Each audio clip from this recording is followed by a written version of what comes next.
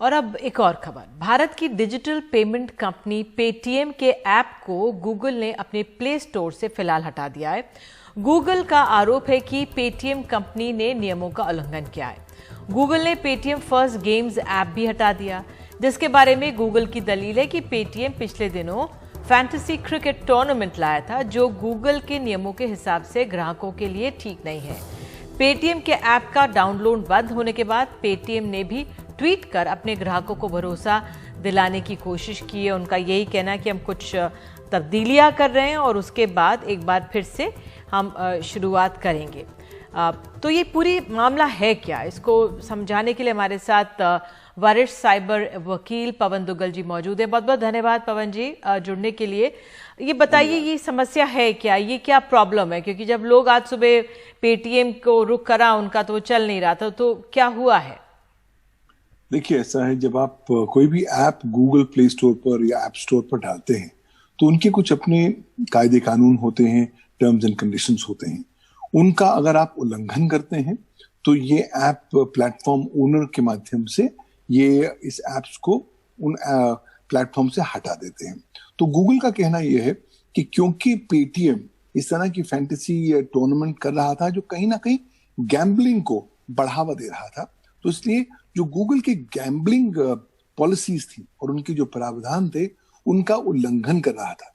क्योंकि ये उल्लंघन पाया गया गूगल ने, लिहाजा गूगल ने निर्णय लिया कि फिलहाल हम इस ऐप को अपने इस गूगल प्ले स्टोर से हटा देते हैं और हटा दिया गया है। कंपनी का भी कहना है कि चलिए हम कोशिश कर रहे हैं, जल्द आ जाएगा। केवल लोगों को एक संदेश देने की बात है कि चलिए जहां जहां अगर उल्लंघन हुआ भी है तो उसको किस तरीके उसकी पूर्ति की जा सके। लेकिन ये ब्रॉडर जो इशू उत्पन्न होकर आता है वो ये है कि कहीं ना कहीं ये ऐप्स को भारत के संदर्भ में आपको नियंत्रित करने की आवश्यकता है। हमारे यहाँ पूरा अगर भारतीय ऐप इकोसिस्टम देख लें तो इकोसिस्टम ही ऐसा है कि संपूर्ण नॉन रेगुलेशन की कहानी है थी। कोई कानून, कोई स्पेसिफिक पॉलिसी यहाँ पर अप्लाई नहीं होती। ये दूसरी बात है कि जो ऐप डेवलपर्स हैं और जो ऐप प्लेटफॉर्म्स हैं वो इंटरमीडियरीज माने जाते हैं भारत के सूचना प्रौद्योगिकी कानून के तहत, और कुछ ड्यू डिलिजेंस उनको करनी पड़ती है अगर वो कानून के कुछ बेनिफिट्स का फायदा उठाना चाहते हैं। लेकिन दुर्भाग्यपूर्ण सरकार ने अभी तक इस तरह के ऐप्स के संदर्भ में क्या क्या ड्यू डिलिजेंस होने चाहिए उससे संबंधित अभी कोई भी स्पेसिफिक गाइडलाइंस, कोई रूल्स एंड रेगुलेशंस नहीं परिभाषित किए हैं। तो क्योंकि ग्रे जोन है इसलिए लिहाजा ऐप्स फिलहाल अभी ऐप स्टोर या गूगल प्ले स्टोर पर ये जो ऐप प्लेटफॉर्म ओनर्स हैं उनके तहत ही और जो रूल्स एंड रेगुलेशंस होती हैं उनके तहत ही रेगुलेट किए जाते हैं। मुझे लगता है अब तो खैर 118 ऐप, चाइनीज ऐप भी बैन हो गए, 59 चाइनीज ऐप्स भी बैन हो गए।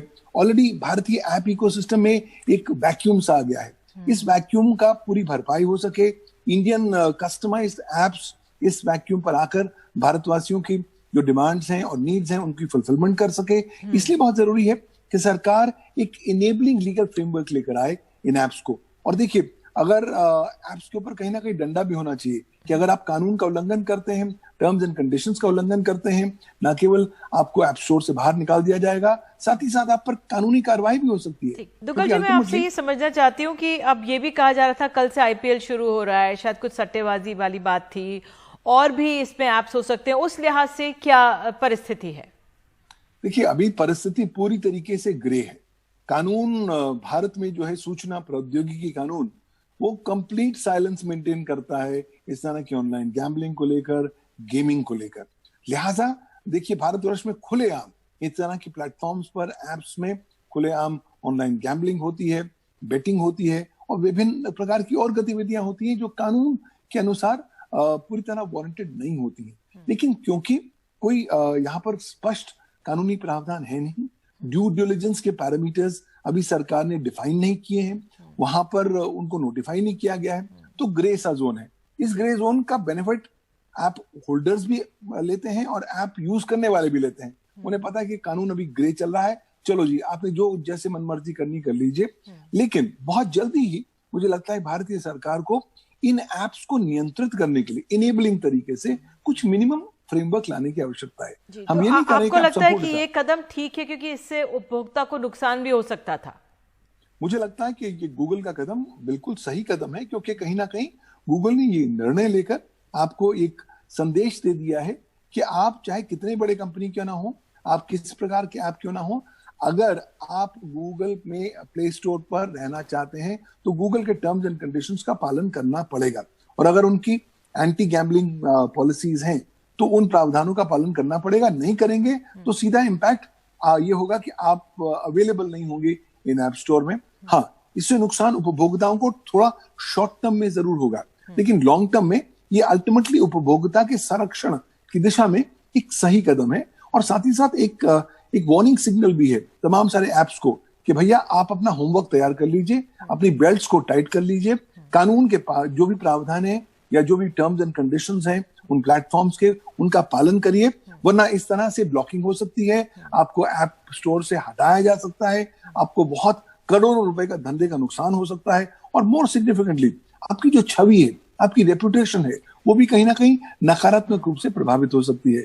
तो अपने हित के लिए, कंज्यूमर्स के हित के लिए और बिजनेस के हित के लिए जरूरी है कि एप्स अपनी जिम्मेवारियों को समझें और एप्स भारत के आईटी एक्ट और रूल्स एंड रेगुलेशंस के वर्तमान प्रावधानों का पालन करें। साथ ही साथ ऐप स्टोर्स को या प्ले स्टोर्स के प्रावधान और जो उनके टर्म्स एंड कंडीशंस हैं उनका भी अनिवार्य रूप से पालन करें। दुग्गल जी, क्या ऐसे जो आपने बताया कि एक वैक्यूम सा हो गया, इतने सारे ऐप्स चले गए, लेकिन क्या इन ऐप्स को जब शुरुआत के दौर में ही कुछ कायदे नियम होने चाहिए, बाद में इस तरह से उठाने से बेहतर ना हो कि पहले ही कदम उठा दिए जाएं? देखिए, ये बात तो बहुत स्पष्ट है, भारत ने काफी देरी कर दी। भारत को एक्चुअली इन ऐप्स को इनेबल करने के लिए बहुत पहले 2007-8 में भी हमें काम कर देना चाहिए था जब इस कानून का संशोधन हुआ, लेकिन समहाउ पॉलिटिकल विल नहीं थी, इसको बहुत ज्यादा तवज्जो नहीं दी गई।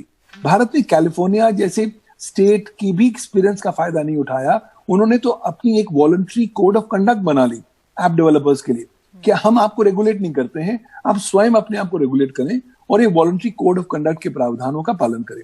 लोग उनका पालन करते, वो इफेक्टिव मॉडल बनता और लिहाजा उस मॉडल की रेप्लिकेशन भारतवर्ष में हो सकती थी, लेकिन भारत ने ऐसा नहीं किया। 2011 में भी जब हमने इंफॉर्मेशन टेक्नोलॉजी रूल्स को नोटिफाई किया तो उन रूल्स ने स्पष्ट तौर पर मोबाइल ऐप्स संबंधी कोई प्रावधान नहीं डाला। तो आज जब ग्रे जोन है, आप ऐप्स वालों को फॉल्ट नहीं कर सकते क्योंकि ग्रे है, कानून का अभाव है, क्लैरिटी नहीं है, तो वो जिस खाने में जाके खेलेंगे वो खेलेंगे और वो इंटरप्रेट करेंगे कि साहब क्योंकि ग्रे जोन है, हमारी एक्टिविटी भी ग्रे जोन में आती है। लेकिन अब आवश्यकता क्लैरिटी की है, आवश्यकता इनेबलिंग लीगल फ्रेमवर्क की है। ज्यादा भारत में बने हुए अगर एप्स आएंगे जो भारतवासियों के डिमांड्स को फुलफिल करेंगे तो आत्मनिर्भर भारत अभियान को भी एक बहुत सहायता प्रदान होगी और भारतीय हित को भी काफी हद तक बेनिफिशियल इम्पैक्ट होगा।